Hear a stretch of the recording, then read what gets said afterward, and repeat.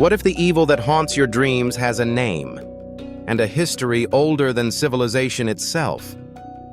These are not just myths. These are the darkest beings ever recorded in human belief, beings that once ruled the fears of empires. In the shadows of every religion lie entities too dark to be ignored. Demons born from rebellion, lust, pride, and chaos. Today we dive deep into the terrifying hierarchy of hell, exploring the worst demons of Judeo-Christian culture. From the fallen angel who defied God to the monstrous spirits blamed for everything from plagues to madness, this is a journey into the abyss. But there's more than just horror here. There's history, there's meaning, and there are warnings that still echo in the modern world. Stay with us, because what you're about to learn might just change the way you see good and evil forever. Lucifer, the light bearer, who became the enemy. Before he was Satan, he was Lucifer, the morning star, an archangel once said to be the most beautiful of all God's creations. But pride became his downfall. In Isaiah 14:12, the line, "How art thou fallen from heaven, O Lucifer, son of the morning," paints the portrait of a tragic fall. But Lucifer isn't merely a symbol of pride. He's the archetype of rebellion, of defiance against divine order. Christian theology often merges Lucifer with Satan, but older interpretations viewed them differently. Lucifer's story is the warning of unchecked ambition and the idea that even the brightest can fall. After his rebellion, he became the adversary, Satan, the ultimate tempter, the accuser of man and ruler of hell. Lucifer's image has evolved, from horned devil to suave tempter, from serpent in Eden to beast of Revelation. He's the shapeshifter of evil, always present, always watching, always waiting for weakness. Beelzebub, the lord of the flies. Next in rank is Beelzebub, originally a Philistine deity named Baal-zebul, meaning Lord of the High Place. Over time, Jewish scribes mockingly renamed him Baal-zebub, or Lord of the Flies, associating him with rot, decay, and disease. In the New Testament, Beelzebub is mentioned as the prince of demons. The Gospel of Matthew shows the Pharisees accusing Jesus of casting out demons by Beelzebub, the prince of devils. That accusation reflects just how powerful and feared Beelzebub was. In demonology, Beelzebub became second in command to Satan, sometimes even rivaling him. He governs gluttony and corruption, inspiring spiritual decay. The stench of rotting flesh, the swarm of flies around the dead, those are his domain. Where Lucifer tempts the soul, Beelzebub infects the body. Asmodeus, the demon of lust and rage. Asmodeus first appears in the book of Tobit, a demon so jealous that he kills 7 men who attempt to marry the woman Sarah. In Jewish lore, he's associated with lust, wrath, and revenge. By the time of the Ars Goetia and later grimoires, he became known as one of Hell's 7 princes, representing lust in the 7 deadly sins. But Asmodeus isn't just a tempter, he's an architect of human downfall. He whispers desires that burn too bright. He drives obsession, infidelity, and perversion. Some traditions depict him with 3 heads, a bull, a man, and a ram, symbolizing carnal hunger. In the Middle Ages, he was blamed for adultery, brothels, and uncontrollable passions. But even today, the image of Asmodeus survives in popular media, always lurking behind temptation that consumes. Lilith, the mother of demons. Lilith's name is not found in most canonical Bibles, but in the Dead Sea Scrolls and ancient Jewish texts, she looms large. According to one myth, Lilith was Adam's first wife, created equal to him. But she refused to be subservient and fled Eden. For this defiance, she was cursed to wander forever, killing infants and seducing men in the night. She is the embodiment of dark feminine power, of independence punished by patriarchy. In the Kabbalistic tradition, Lilith becomes the queen of the night and the mother of demons.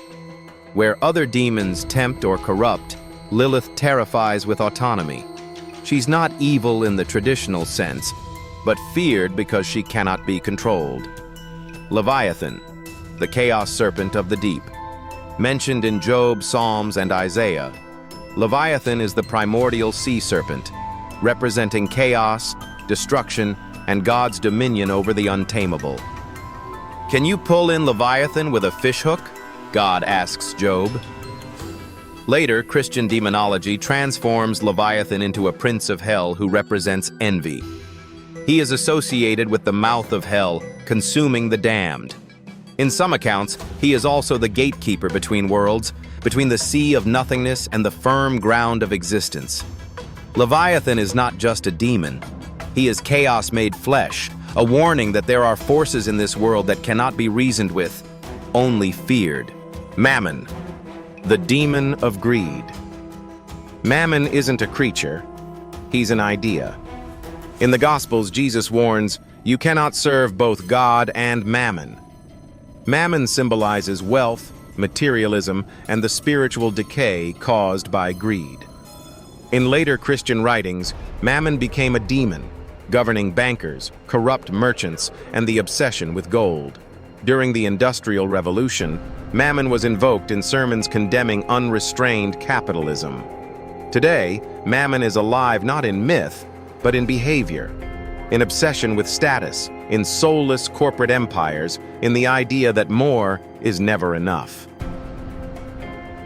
Belial, the lawless one. Belial appears in Deuteronomy and the Dead Sea Scrolls as a spirit of worthlessness and rebellion. Sons of Belial referred to people who lived without moral restraint. Later texts made him a high-ranking demon, personifying anarchy, blasphemy, and destruction for its own sake. Belial is a deceiver. He doesn't corrupt through desire, but through nihilism. He convinces you that there's no point in goodness, no value in virtue, no reason to resist. He's not seductive, he's viral. Baal, the rival god turned demon. Originally a Canaanite storm god, Baal was worshipped widely across the ancient Near East. But as monotheism took hold in Israel, Baal became the enemy, a foreign god, then a false god, and finally a demon. In the Book of Kings, Baal worship is denounced as idolatry.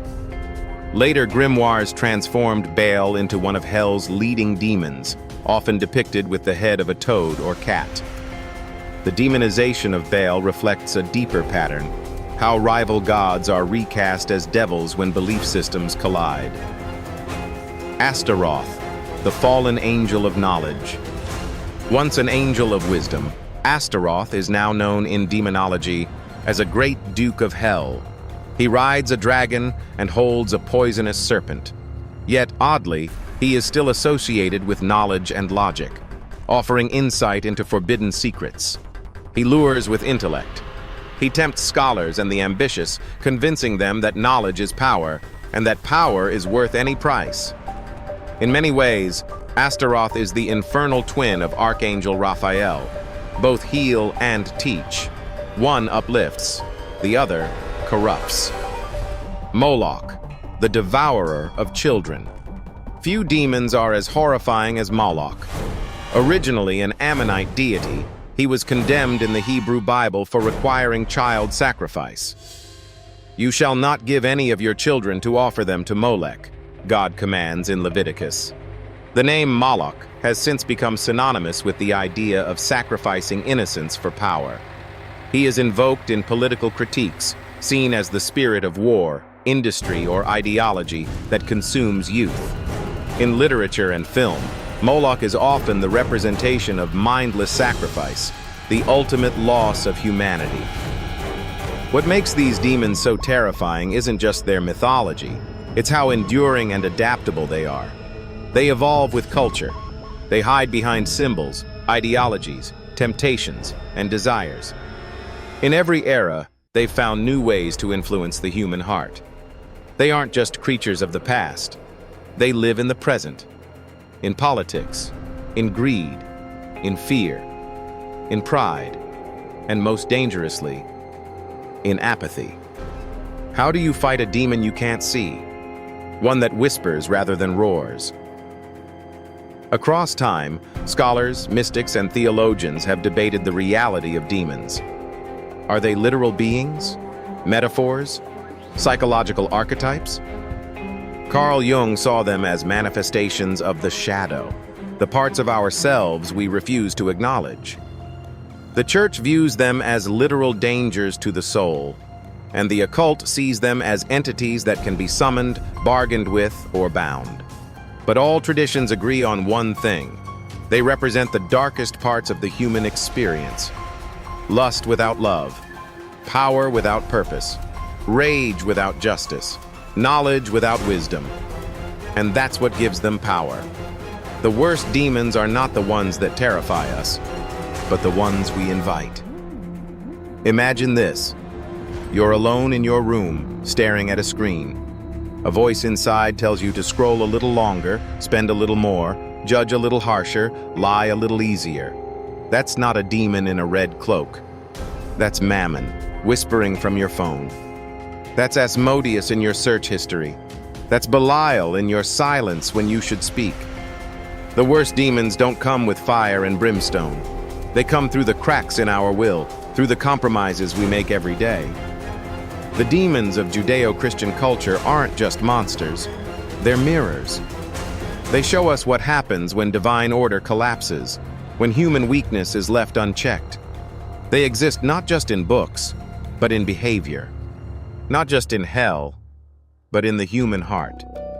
We name them to understand them. We understand them to resist them. And if we're brave enough, we resist not with fear, but with awareness.